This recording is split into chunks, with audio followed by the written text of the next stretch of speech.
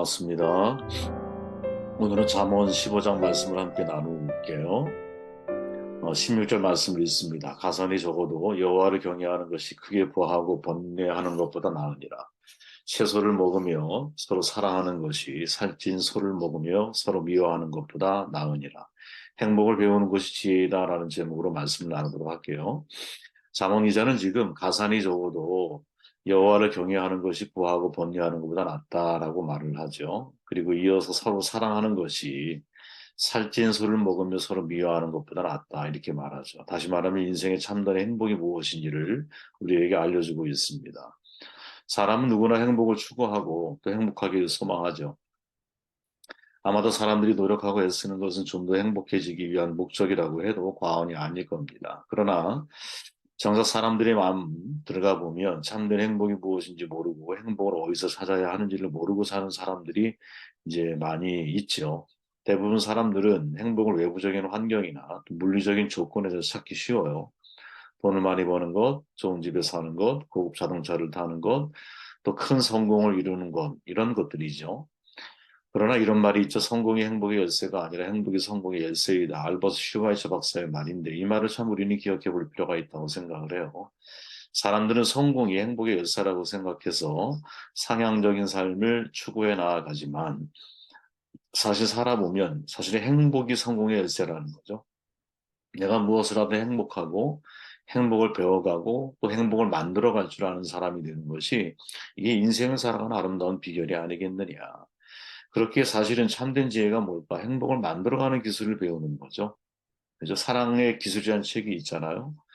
사랑은 단순히 감정적인 문제가 아니라 배워가고 또 우리가 열심히 훈련해서 사랑의 기술을 터득해 나아가야 할 문제라고 이해를 하는 것이죠. 마찬가지로 행복도 여러분, 그냥 저절로 우리에게 찾아오는 것이 아니라 어떻게 하면 행복을 만들어갈 수 있을까? 어떤 것이 진정한 행복일까? 이런 질문을 가지고 행복을 배워가는 기술, 익혀가는 기술을 터득해 나아가는 것이 훨씬 더 중요한 문제라는 것이죠.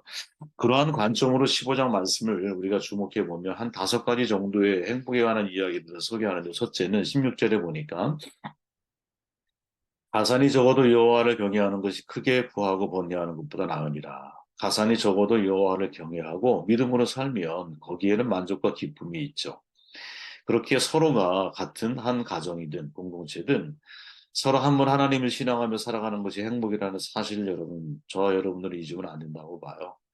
마치 초기 교회처럼 날마다 서로 성전에 모여서 떡을 떼고 서로 하나님께 찬미를 올리면서 유무상통 서로에게 필요를 채워져 가는 아름다운 천국 공동체가 초기 교회의 완성이 되고 만들어져 가잖아요. 우리가 한 분 하나님 때문에 하나님의 가족으로서 또다시 만나게 됐죠. 그렇기에 같이 우리가 살아가는 동안 함께 한 분 하나님을 신앙하며 살아가는 것, 야, 이게 진짜 행복이구나. 가정으로 이야기했을 때 온 가정이 함께 하나님을 섬기며 살아가는 것이 진짜 행복이구나. 이것을 우리가 기억하며 인생을 살아갈 줄 알아야 된다는 거죠. 인간의 마음속엔 여러분, 하나님만이 채울 수 있는 방이 있다 그러잖아요.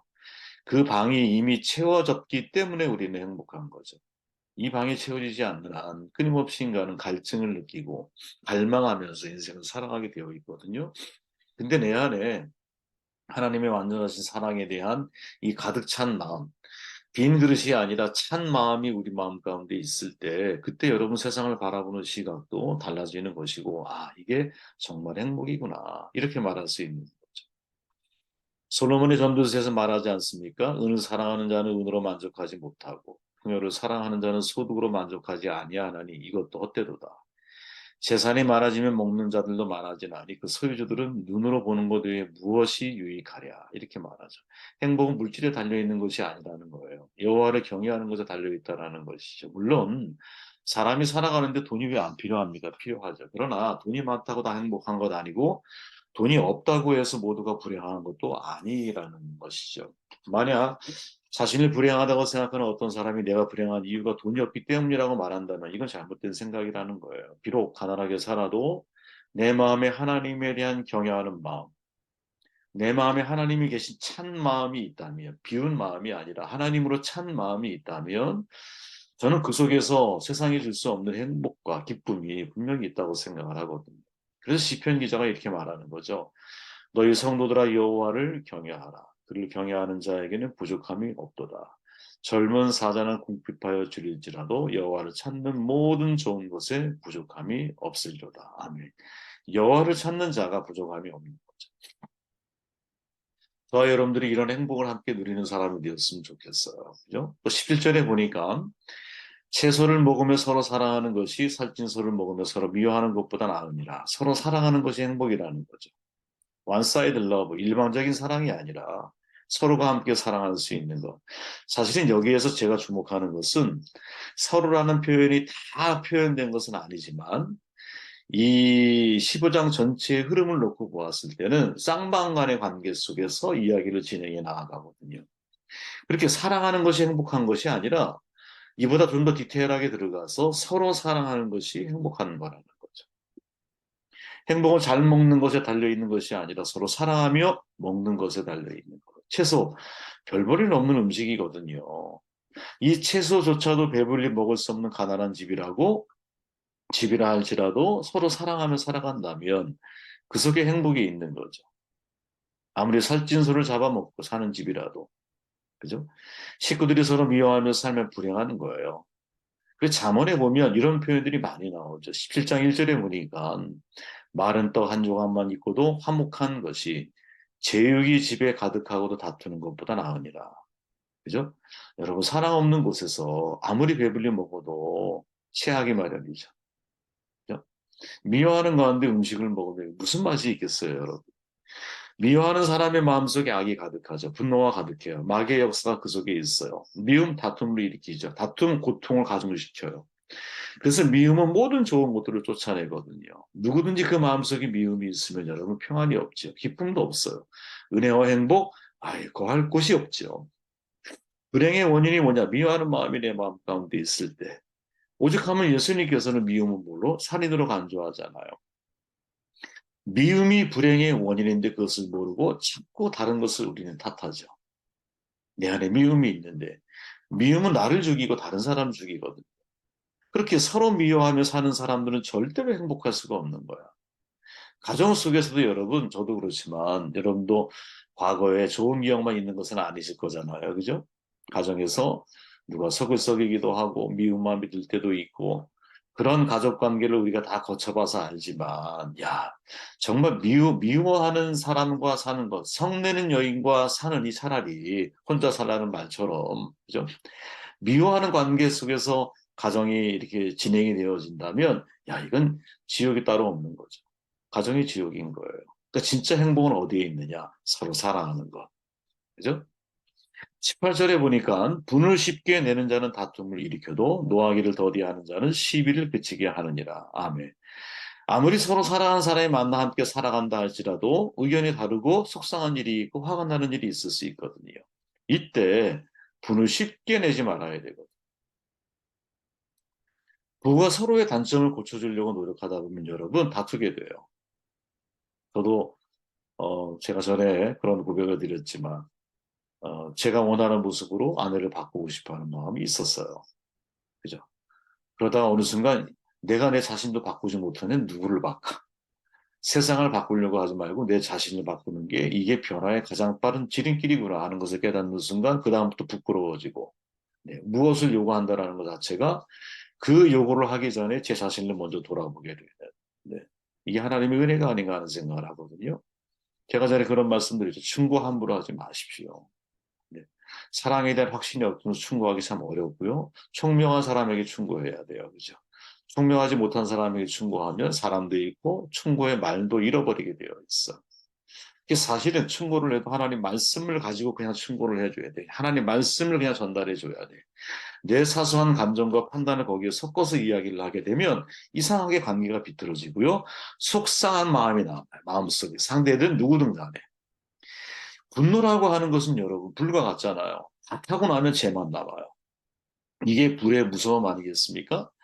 한순간의 감정 폭발이지만 그 분노가 사그러들 때쯤 되면 폭발된 그 자리에 있는 사람들은 다 마음이 깨어져 있거든. 다 타버렸거든. 나는 뒷감정이 없어. 뒷감정이 없다고 해서 앞감정으로다가 사람에게 만약에 분노를 쏟아내? 여러분 이것만큼 사실은 무례한 행동이 어디 있습니까? 그죠? 뒤끝이 없다고 해서 앞에서 막 사람들이 화를 내는 사람들이 있잖아요. 정면에서. 근데 이것도 가만히 생각해 보면 이상한 말이라는 거지. 그죠? 이미 내가 화를 내고 분노하는 순간 상대는 이미 심장이 정말 대못에 박혔는데 나는 뒤끝이 없어라는 말 한마디로 그 모든 것들이 상쇄될 수 있을까요? 없죠. 그렇게 잠언에서는 여러분 이 분노에 관한 이야기들을 많이 또 다뤄요. 다투며 성내는 여인과 함께 사는 것보다 광야에 사는 것이 낫다. 유순한 대답은 분노를 쉬게 하여도 과격한 말은 노를 격동하느니라. 제가 이 구절을 사실은 마음속에 오래 제가 담아뒀거든요. 유순한 대답은 분노를 쉬게 한다. 그래서 아무리 감정이 상하고 속상한 관계 속에서 이웃과 관계를 맺다 보면 그런 관계들이 있잖아요. 그럴 때도 어떻게 유순하게 내가 대답을 해야겠구나. 되도록이면. 그렇게 노력을 했는데도 지금의 이 모습밖에 안 됐어요, 제가. 여러분도 많이 노력을 하겠지만, 예? 유순한 대답을 해야 되는구나. 또 19절에 보니까 게으른 자의 길은 가시 울타리 같으나 정직한 자의 길은 대로니라. 서로 정직한 것이 행복인 거죠. 혼자만 정직하면 안 돼요. 그죠? 아내는 정직한데 남편은 부정직해. 반대로 남편은 정직한데 아내가 부정직해. 여러분 그 속에 행복이 있을 수 있을까? 우리도 마찬가지죠. 공동체가. 정말 어느 한 사람이 정직하다고 해서 모두가 행복한 게 아니거든요. 모두가 다 서로에 대해서 정직한 모습을 가지고 상대를 내가 대하려고 할 때, 그때 진짜 그 속에 행복이 있는 거죠. 이 정직을 확대하면 여러분, 정직과 성실은 따라다니는 한 쌍이거든요. 성실한 게 정직한 거잖아요. 정직한 사람이 어떻게 성실하게 살아가지 않을 수가 있겠어요? 정직한데. 예를 들어 내가 할 일이 있어, 주어져 있는 일이. 회사에 갔는데, 그 사람이 정직한 삶을 살아가는 사람이야. 그러면 성실할 수밖에 없는 거죠. 그죠? 그래서 여러분 정직이라고 하는 것은 부지런함과 연관이 되어 있고요. 부정직이라고 하는 것은 게으른 사람으로 연결이 되어져 있는 거거든요. 잠언에 보면 게으른 자의 욕망이 자기를 죽이나니 이는 자기 손으로 일하기를 싫어함이니라. 참 무서운 말이죠. 내가 진짜 정직한 사람은 자기 손으로 일해서 수고한 것을 가지고 사람들을 돕고 구제하고 나누기를 원하거든요. 그런데 자기가 정직하지 않은 사람은 자기의 손을 빌려서 하지를 않으려고 그래. 그죠? 순이 게으르죠.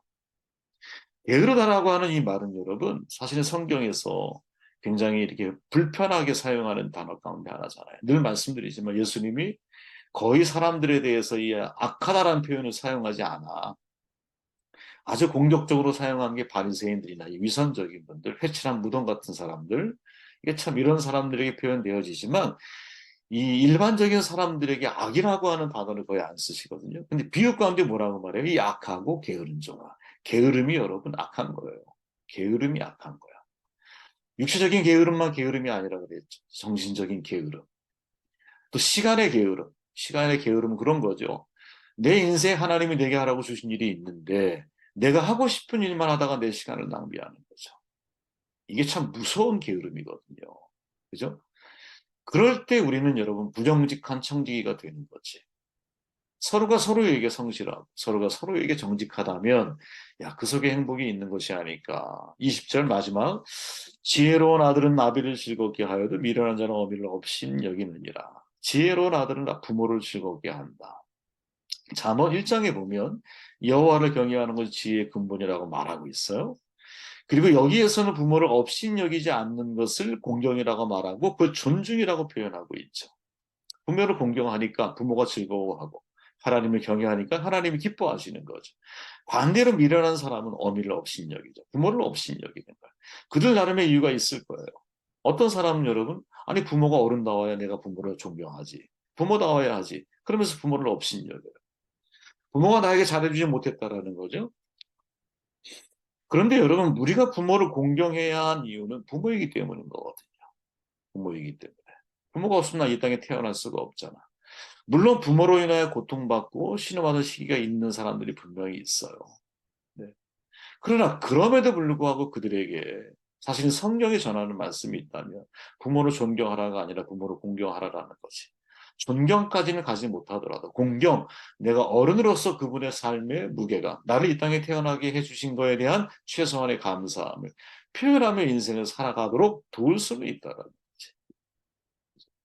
그리고 이거보다 한 걸음 더 나아가서 내가 부모를 존중할 수 있다면, 네, 이게 진짜 행복의 비결이 아닐까? 저는 여러분 사람 관계가 서로가 서로에 대한 존중에 의해서 그 사람에 대한 나의 삶의 태도나 그 사람에 대한 내 마음가짐이 다 드러난다고 보거든요. 상대를 정말 배려하고 존중하지 않은 삶의 모습. 고대 힌두어에 겐샤이라고 하는 말이 있다 그래요. 어떤 책을 읽다 보니까. 자신을 포함해 누구도 자꾸 하찮게 여겨서는 안 된다는 뜻이야. 겐샤이. 참 좋은 말이죠. 누구도 하찮게 여기지 말아라. 이 말이죠. 그죠? 사람을 아주 공들여 정성껏 대해야 한다. 바로 이 말이죠.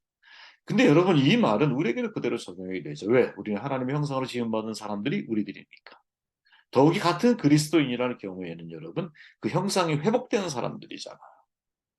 그러므로 서로가 서로를 대할 때 누구처럼? 하나님을 대하는 것처럼. 그죠?